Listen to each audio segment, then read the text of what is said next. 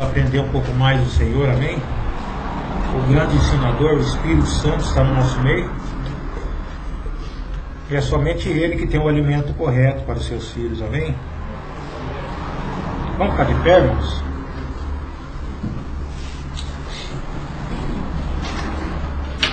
Graças a Deus.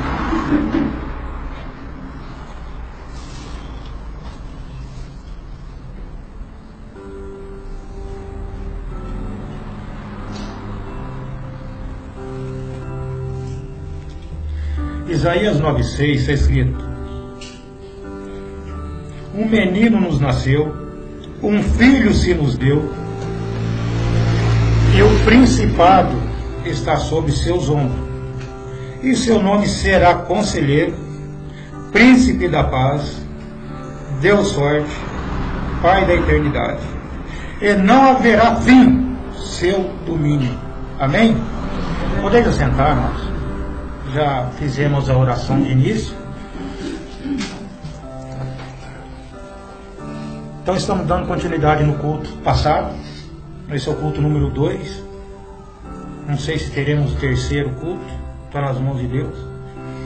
Mas vocês lembram como a gente abordou o tema culto passado?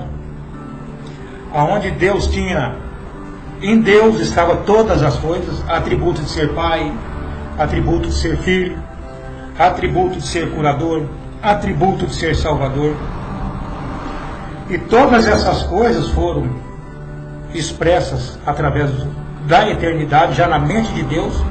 Isso já foi concluído lá. Mas já desde o princípio, na mente de Deus, antes que Deus colocasse todas as coisas em cumprimento, ali já estava a queda do homem, já estava o nosso trajeto, a nossa vida já estava traçada na mente de Deus. E Deus não podia ser Deus sem saber o final da sua história. Se Deus não soubesse o final de nossa história, não seria Deus. E a palavra Deus, vocês sabem que significa objeto de adoração. Você pode fazer do seu carro um Deus, da sua casa um Deus, e assim sucessivamente. Mas a palavra Elohim, aquele que existe por si próprio, isso está além da palavra Deus. A palavra Elohim está no plural. Então, nesse Deus maravilhoso, que tinha todas essas coisas, nesse ser eterno, e Deus precisava redimir o homem. Desde antemão, Deus já sabia que o homem cairia, que o homem se perderia, e Deus precisava trazer o homem de volta. E Deus não poderia mandar outra coisa, como nós tínhamos lido nessa mensagem. Por isso que é importante você saber o papel do Filho de Deus nessa história toda.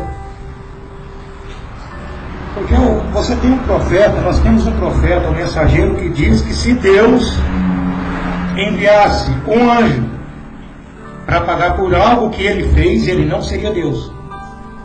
Se ele enviasse um filho para pagar por algo que ele fez, ele não seria justo. Tudo bem até aí? Mas alguém morreu por nós. Alguém morreu por mim e morreu por você. E você tem que saber quem morreu por você. Se você não saber quem morreu por você, como que você vai voltar para casa? Porque um preço foi pago. Um preço foi pago. E foi pagado um preço caríssimo. Porque você valia esse preço. Nós valíamos esse preço. Então, como que Deus pagou esse preço? Então, antes de todas as coisas, Deus teve uma conferência lá na eternidade. E esse Deus decidiu vir. Aí o profeta, ele diz, só estou dando uma recapitulada para a gente prosseguir, ele diz: mas Deus, para desferir o golpe mortal no pecado, olhe como ele veio. Então você tem que saber como ele veio. E de que forma? Ele diz: Como ele escolheu vir? Houve uma conferência no céu. Como descerás? Como vais fazer isso, Pai? Disseram os anjos. Como a gente disse, toda pergunta tem uma resposta. E o próprio Deus estava respondendo aqui, ele diz: vou tornar-me um deles. Está dando para você entender quem comprou você de volta. Vou tornar-me um deles. Minha lei de redenção é um parente próximo. Deus tem que se tornar seu parente. Você tem que saber de que forma aconteceu isso. Eu terei que ser um homem. Eu mesmo. O profeta diz: aquele foi o golpe que nocauteou Satanás. Que golpe foi esse? Ele disse: nasceu. Ele poderia ter descido com querubins. Ele poderia ter descido pelas escadarias douradas. Poderia ter havido hino que fossem cantados pelos céus. Ele poderia ter caminhado até a terra e expulsado todos eles. Mas quando ele teve a conferência, ele decidiu vir como um bebê. Ele decidiu vir como um bebê. Irmãos, Deus não morre. Alguém morreu por você, e Deus disse: me tornarei um deles. E Deus não morre. Alguém morreu por nós. E Deus disse que viria como um bebê. É por isso que em Isaías 9,6 está dizendo que isso foi um presente dado a você. Um menino, um filho se nos deu. Isso foi dado. É um presente.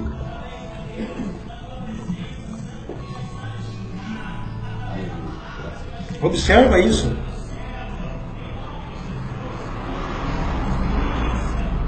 Agora eu vou entrar de volta na mensagem. Continuando aqui no parágrafo 125, para entender melhor. O profeta diz: deixe-me mencionar apenas uma outra ou duas conferências. Deixe-me mencionar esta. Houve um tempo, depois de uma vida perfeita de 33 anos e meio. 33 anos e meio tinha sido vivida. Irmãos, Jesus viveu 33 anos e meio. E aonde estava Jesus todo esse tempo? Uma pessoa me fez essa pergunta. Espera aí, se Jesus viveu 33 anos e meio e pregou 3 anos e meio, aonde estava ele todo esse tempo? Por que ele não pregou antes? Eu respondi: porque ele não era o pregador. O pregador é Deus. Se Jesus não podia pregar o Evangelho, ele não podia. Isso aí não sou eu que estou falando, não. A própria Bíblia diz isso. Ele mesmo disse isso. Então eu estou repetindo o que ele falou. Se Jesus não podia pregar, então ele tinha que esperar. Ele esperou por Deus. Quando Deus desceu nele no Jordão, aí o pregador veio. Do Jordão, quando ele entrou no Jordão, era apenas um homem. Mas do Jordão para fora era Deus. Era Deus pregando a palavra. Deus não podia confiar a palavra dele para um anjo. Não poderia confiar a palavra dele para ninguém. Teve que vir ele mesmo para pregar a palavra. Porque a palavra não podia ser corrompida. Lá no Éden, quando Satanás fez com que a raça humana caísse através de Eva, Deus disse: eu não vou permitir que essas coisas aconteçam. Vou eu mesmo pagar o preço para redimir a herdade perdida.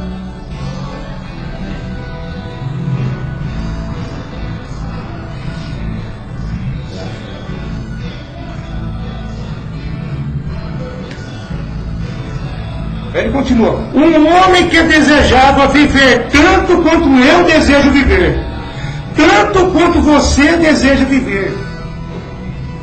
Um homem a qual tinha algo por que viver, irmãos que ele amava, pessoas que ele amava, pores do sol que ele gostava de ver. Está falando de Jesus aqui. Vocês observam que Jesus sacrificou tudo isso. O inferninho começou cedo hoje. Jesus sacrificou tudo isso porque haveria algo importante a ser pago, a ser resgatado. Então ele rejeitou pores do sol que ele gostava de ver, irmãos que ele gostava de caminhar junto. Estamos dispostos a fazer o mesmo. Pores do sol que eles gostavam de ver. Recordem, Jesus era um homem, e o que separava Jesus de outros? Ele diz: Deus estava nele. A diferença entre Jesus e os demais era Deus nele. A diferença entre você e outros cristãos é a doutrina em você.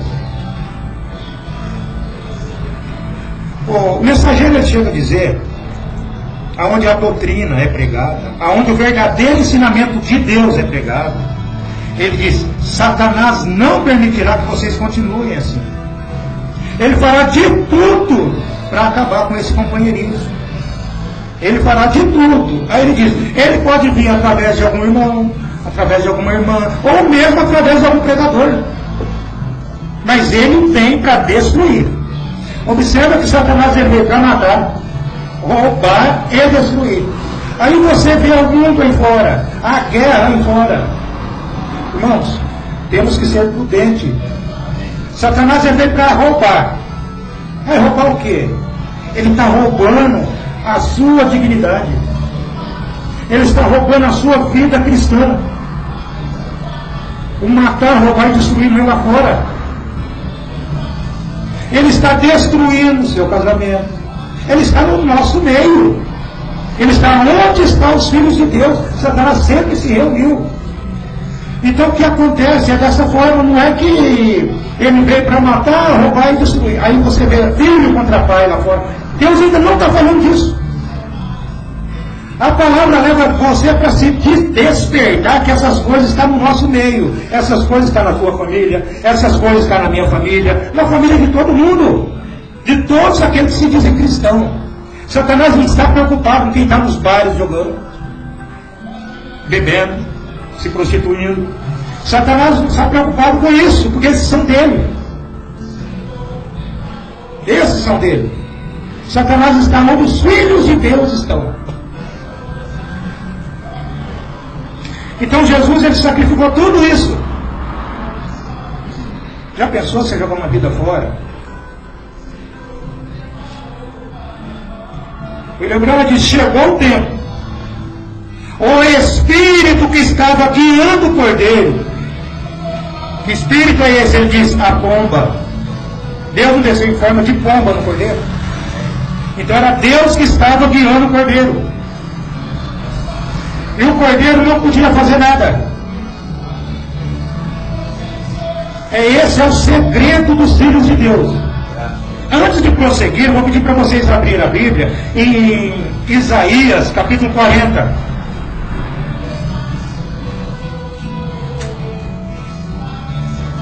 Vamos ver se eu consigo achar.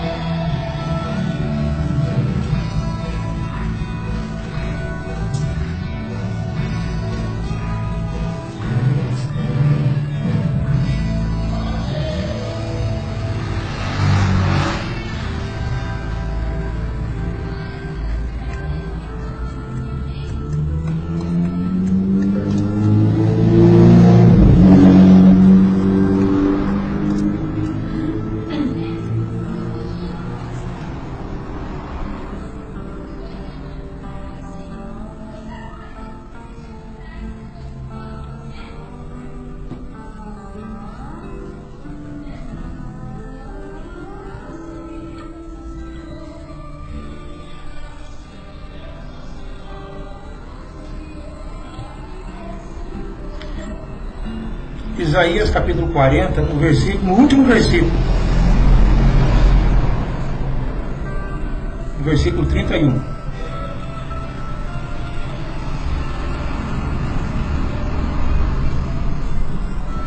Amém?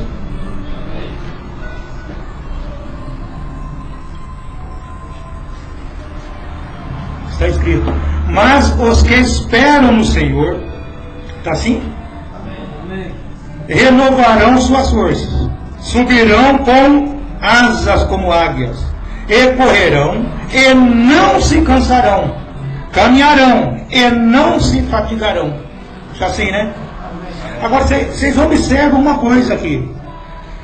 O que nós estamos aprendendo aqui? O cordeiro, ele não fez nada, ele esperou pela pomba, o Espírito Santo. E aqui em Isaías, capítulo 40, no versículo 31, está dizendo: mas os que esperam no Senhor.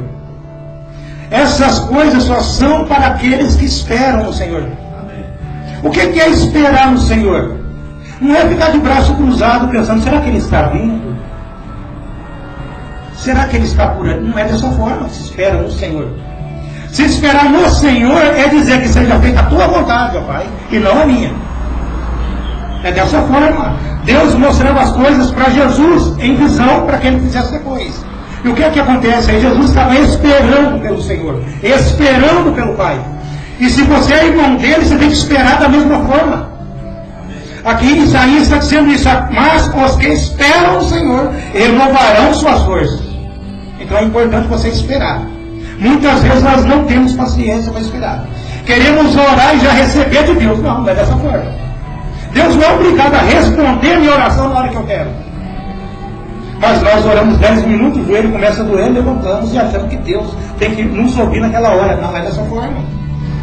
Então não estamos esperando no Senhor. Então jamais você terá forças, será renovado como águias. Correrão e não se cansarão. Você não vai se cansar. Você sabe por quê? Porque você esperou no Senhor. E quando você espera no Senhor, você não cansa. Porque aquele que vem para fazer um trabalho através de você, vai falar para você: ó, fique quietinho que o trabalho é meu. Você não se cansa. Porque é Ele que está correndo através de você. É Ele que está agindo através de você. O trabalho é dele.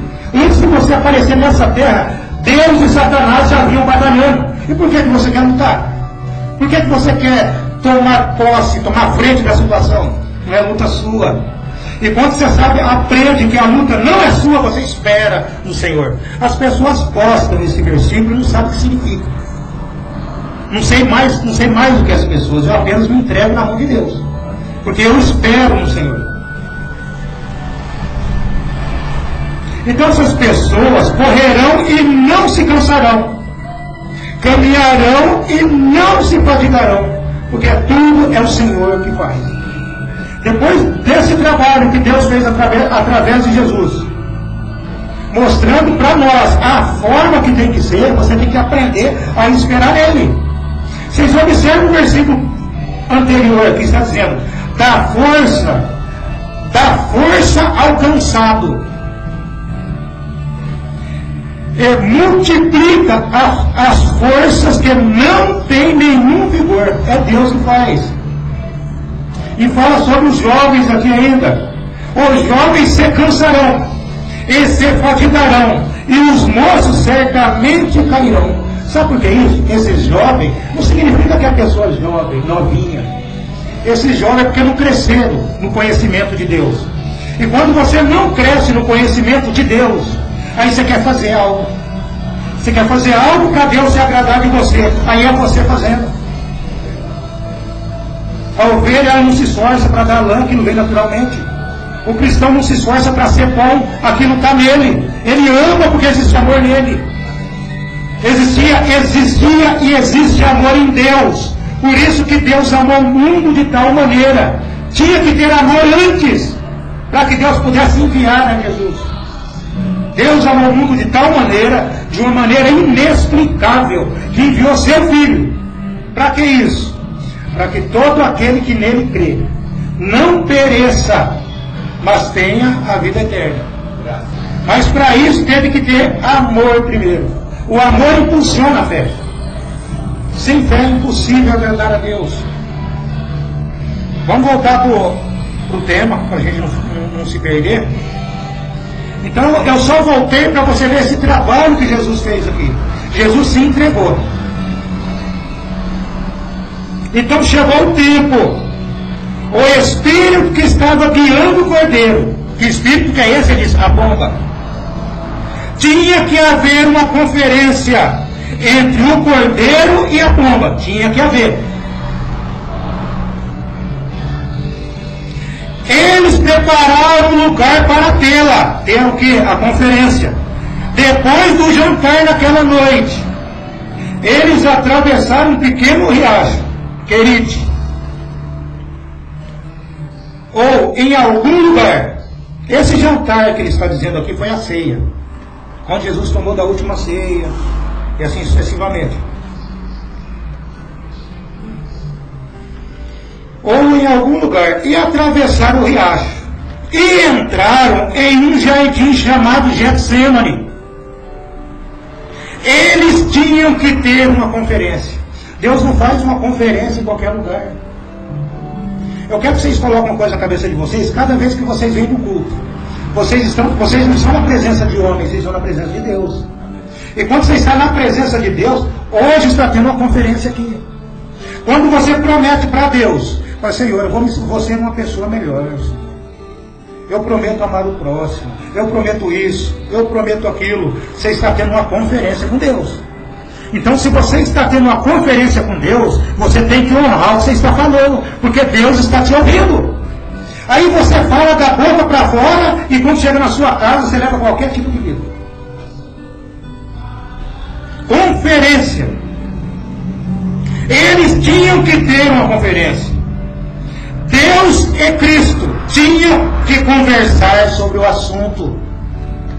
E que assunto é esse que Deus e Jesus tinham que conversar? Esse assunto sou eu e você. Deus não tinha outro assunto para conversar com Jesus, a não ser comprar de volta aqueles que se haviam perdido. Não é para o mundo, é somente para os que se perderam. É somente para aqueles que encontraram a placa torta. Não foi isso que Jesus disse? Porque o Filho do Homem veio para buscar e salvar os que se haviam perdido. Então você saiu no trajeto certo, você se perdeu depois. Aquela mulher do poço, ela era gentia, aquela mulher, a prostituta. Ela era samaritana. Agora eu vou dizer, quem disse que ela era samaritana? Ela não era samaritana, ela era semente de Deus. Ela era semente de Deus. A Bíblia diz que Jesus precisava passar por Samaria, porque existia algo que precisava ser comprado, e era aquela mulher. Ela precisava ser comprada de volta. Jesus, ele foi o dízimo do tempo. Jesus foi o dinheiro que comprou você de volta. Isso foi pago lá atrás. Isso vale até o final das eras. O último eleito é o dinheiro que faz parte desse dízimo do tempo, que é o nosso Senhor Jesus Cristo.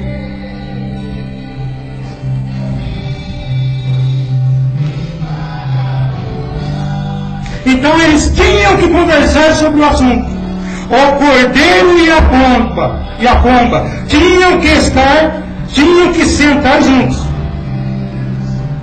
Era a pomba que tinha que conversar com o cordeiro, e a morte do cordeiro. Era a pomba que tinha que conversar com ele. Quem é a pomba? O Espírito Santo. Não é a terceira pessoa da Trindade, que não existe. Não existe três nas Escrituras. Você corre a Bíblia de cabo a rabo, você não acha três pessoas. Você só acha apenas um Deus, e de Deus saiu o seu Filho. Não era com a Trindade que Deus estava conversando quando ele diz, façamos o homem a nossa imagem e a nossa semelhança.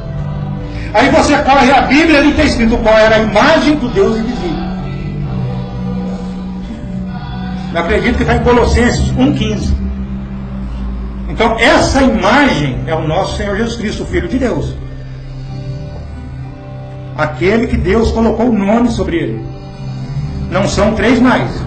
Uma mulher, quando ela concebe, de um homem e nasce uma criança é de quem ela concebeu. Aquele filho é da pessoa que ela concebeu. E a Virgem concebeu do Espírito Santo. Então Jesus é filho do Espírito Santo. O Espírito Santo é Deus. Se você falar que existe Deus e mais o Espírito Santo, você está falando que Jesus tem dois pais. Então ele é um filho legítimo. Cuidado. Eu entro nesses assuntos para ajudar algumas pessoas, porque eu acho que vocês não têm problema com isso, né?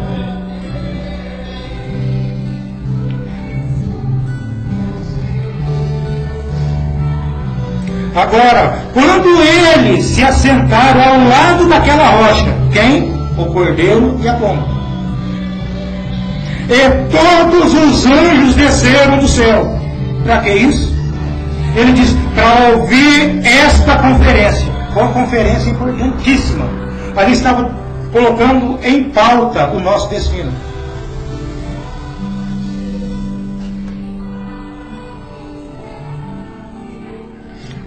Lá estavam Gabriel, Miguel, ele fala o nome de um outro anjo aqui que eu não consigo pronunciar, o outro, mano. Todos os milhares deles assentados ao redor da rocha. O que é a rocha? A revelação da palavra. Se você está sentado sobre a rocha, você está sobre a revelação. Tu és Pedro, e sobre essa rocha, sobre essa pedra edificarei a minha igreja. E as portas do inferno não prevalecerão contra ela.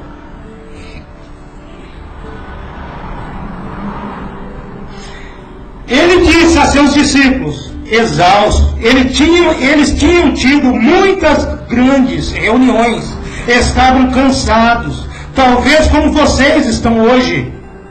Mas ele disse, vigiareis comigo a menos por uma hora, porque tenho que passar adiante e ter esta conferência. Gente, essa conferência foi muito forte.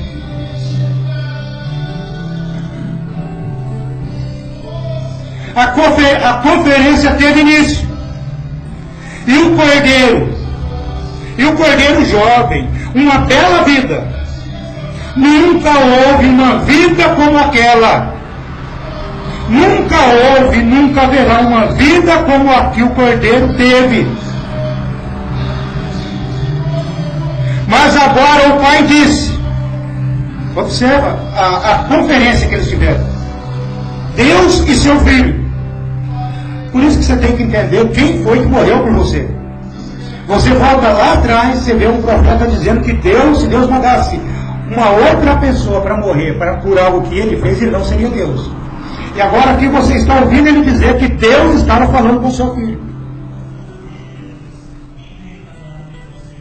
Mas agora o pai disse, nessa conferência o pai disse, você está disposto? Esse é o amor por seus irmãos grande o suficiente? Esse é o amor por aquele pecaminoso, fétido, no qual você nasceu, mundo no qual você nasceu? Os ama você o suficiente para pagar com sua vida? Deus estava conversando com Jesus aqui, perguntando para ele se ele estava disposto a pagar esse preço. E muitas vezes nós estamos dispostos a matar o nosso irmão. Enquanto teve um que deu a vida por você, você está disposto a falar assim, se ela for para tal lugar, eu não vou. Se ele for para tal lugar, eu não vou. Então se aquela pessoa for para o céu, você não vai. Se aquela pessoa for se salvar, você não vai. Gente, antes de nós pararmos e pensar, nós temos que saber qual seria a atitude de Jesus. E a atitude de Jesus está clara aqui para nós aqui, ó. Deus dizendo para ele, esse é o amor por aquele pecaminoso, fétido mundo, o suficiente? Esse é o amor por aquele pecaminoso mundo no qual você nasceu? E continuando falando, os ama você, essas pessoas, o suficiente para tomar o lugar deles e dar a sua vida? Jesus disse, observe o que Jesus disse. Deus continua dizendo, para levar seus pecados, até mais, uma dura morte crucial. Deus está falando, você está disposto a fazer isso? Jesus disse, continua, ele diz, ninguém poderia ter feito aquilo, ninguém poderia ter sofrido aquele tipo de morte, a não ser ele. E naquela conferência, tal decisão foi tomada. Foi tomada a decisão ali. E foi uma decisão forte demais. Observe o grau dessa decisão. O que essa decisão, o que ocorreu ali. Que gotas de sangue pingou de sua fronte. Vocês observam que Jesus estava disposto a fazer por você.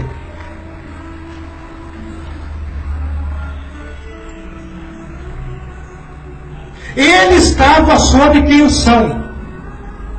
Se você não sair humano depois de um culto desse, eu não sei o que vai acontecer com você. Se Deus está aqui para mudar os nossos pensamentos, os nossos corações, e se Ele não conseguir fazer isso comigo, nada fará.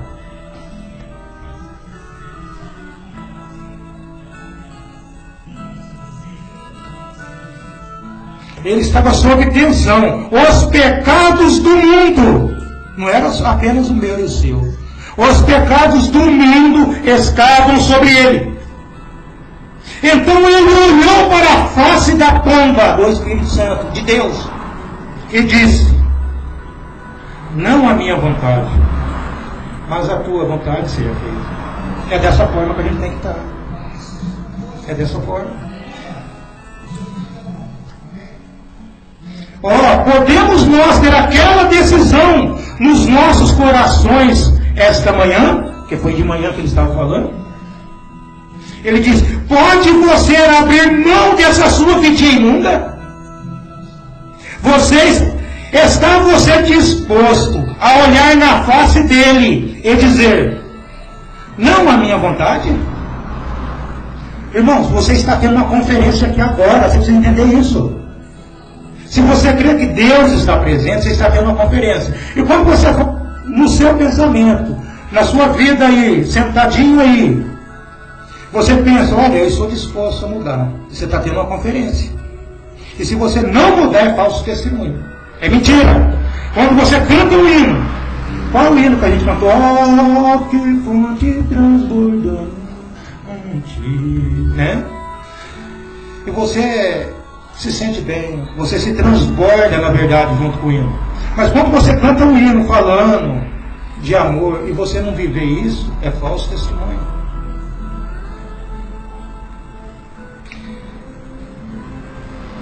Eu sou um bêbado. Observa quando você faz essa conferência e quer mudar, você diz, eu sou um bêbado, mas não vou mais beber. Você está tendo uma conferência com ele. Sou um jogador, mas não mais vou jogar. Sou imoral, mas não vou mais ser daquele jeito. Sou mentiroso, mas vou parar com isso hoje. Sou uma pessoa indecente. Mas esta conferência esta manhã, nessa conferência esta manhã, vou olhar para a tua face e tomar como meu mestre, o qual morreu por mim, para tornar o meu caminho claro. Observa, Jesus morreu por você para tornar o seu caminho claro. Já pensou quando você está andando na rua, você não tem iluminação, você tropeça, tem um buraco ali, você cai. Mas ele morreu para deixar o seu caminho claro. E quando o seu caminho está claro, você sabe para onde você vai.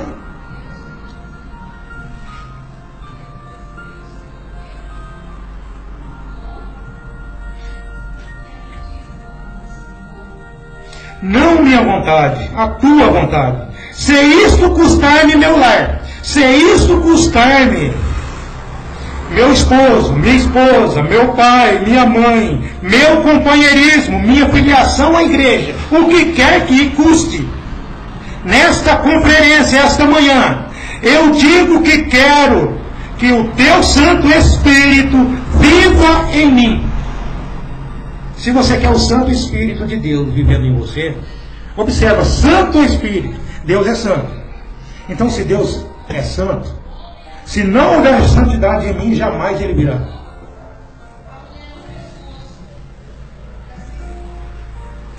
Que seu Santo Espírito viva em mim. Ouve acerca disso. Quero tu em mim. Não a minha, mas a tua vontade. Essa é a minha decisão. Deus preparou um lugar, não sobre algum monte, lugar elevado, mas um humilde e pequeno tabernáculo, a ponto de desmoronar. Estamos tendo esta conferência. Irmãos, a nossa vida com Deus, toda vez que você ora, é uma conferência. Cada vez que eu prometo mudar a minha vida, é uma conferência.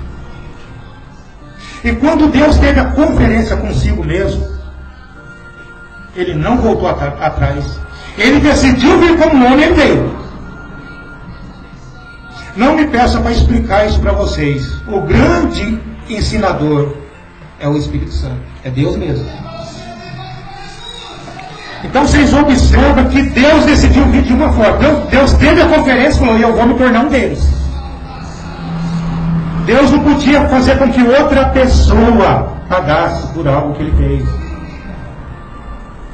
Olha em Colossenses 1,15 para a gente encerrar.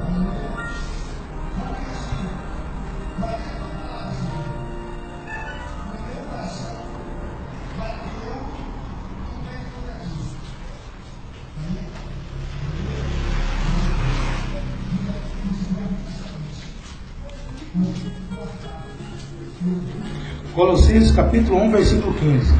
Só para a gente encerrar.